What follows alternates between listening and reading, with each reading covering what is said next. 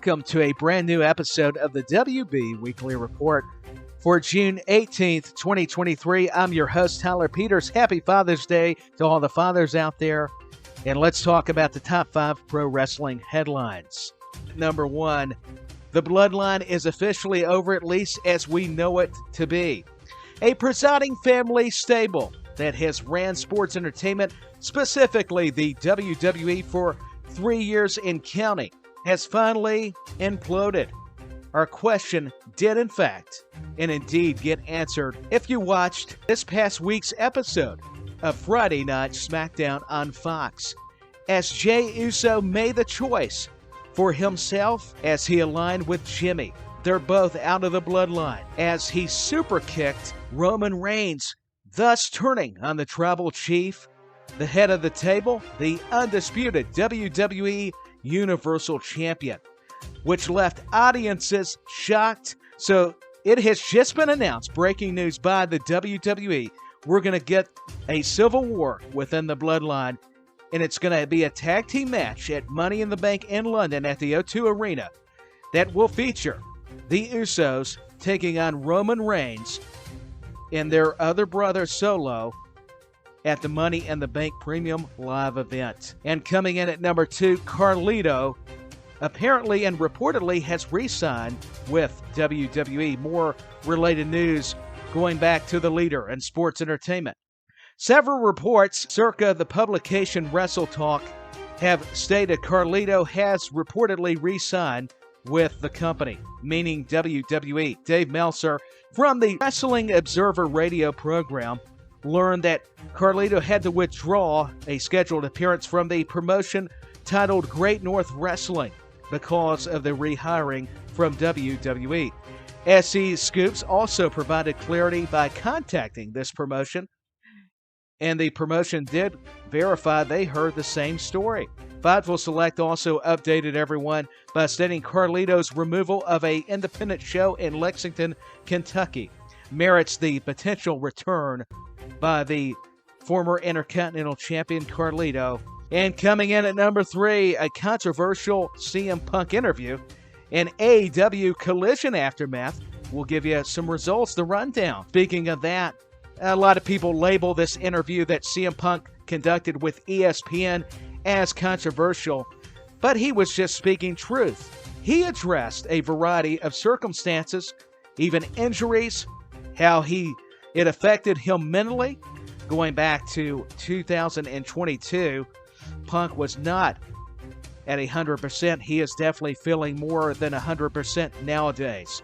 This interview was also released a day ahead of the AEW Collision Saturday program that has already transpired as we are recording the weekly report. Punk discussed the tension between himself and the Elite in this interview, revealing that Adam Page went off script and went against what they had discussed backstage that led to a lot of this downfall that would occur at the Medium Scrum. He has since apologized to Tony Khan, who leads All Elite Wrestling, and CM Punk returns to the United Center, where he first made his debut for All Elite Wrestling, this time not for Rampage, but rather Collision. Punk reminded fans in Chicago, inside the United Center, about coming back from that triceps injury.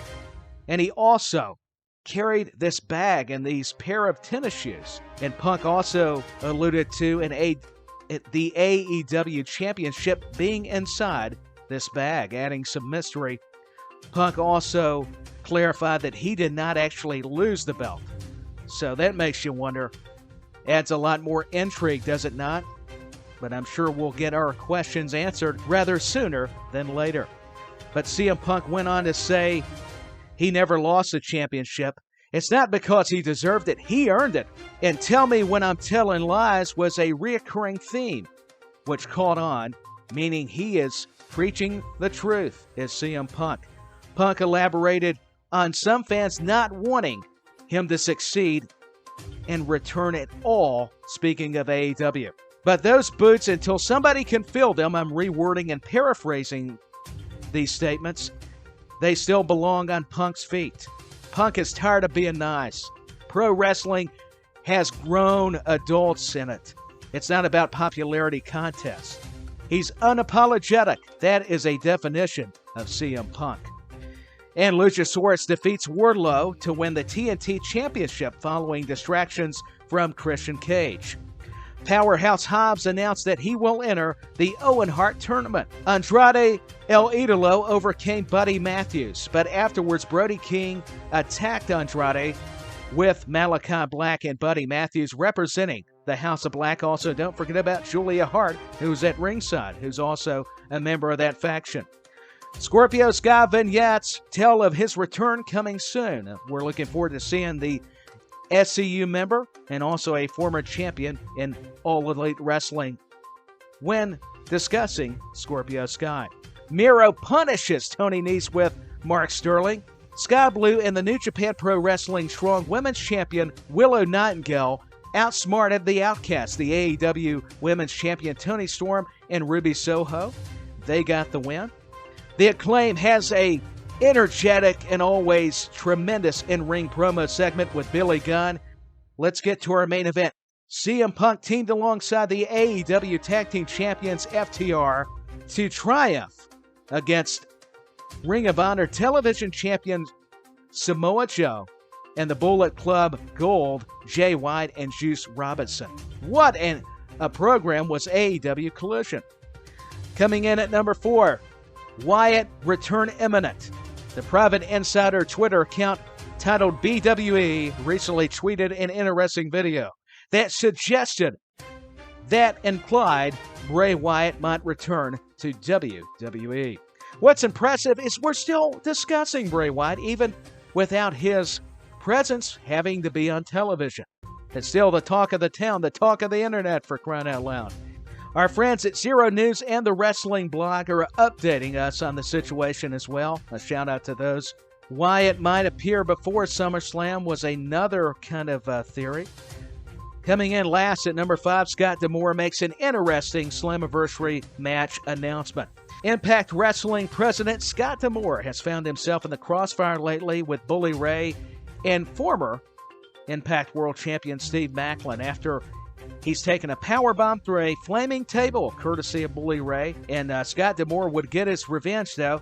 Now, when he got put through the table where it was on fire was back at the May pay-per-view titled Under Siege, and then at Against All Odds earlier this month in June, we saw Scott D'Amore interfere and cost Bully Ray a number 1 contender opportunity in his matchup, causing Bully Ray to retaliate and attack Scott D'Amore, causing Scott D'Amore to come out and respond to Bully Ray and say, I'm taking a leave of absence from being an executive for Impact Wrestling. And Scott D'Amore was attacked by Bully Ray, and then Steve Maclin comes in to help out matters. And PCO, who's been a common ally for D'Amore, would come out for the save. And Scott D'Amore would make the announcement that he would return to in-ring action as Impact returns with Slammiversary in St. Clair, Windsor, Ontario, Canada. It'll be Scott D'Amore and PCO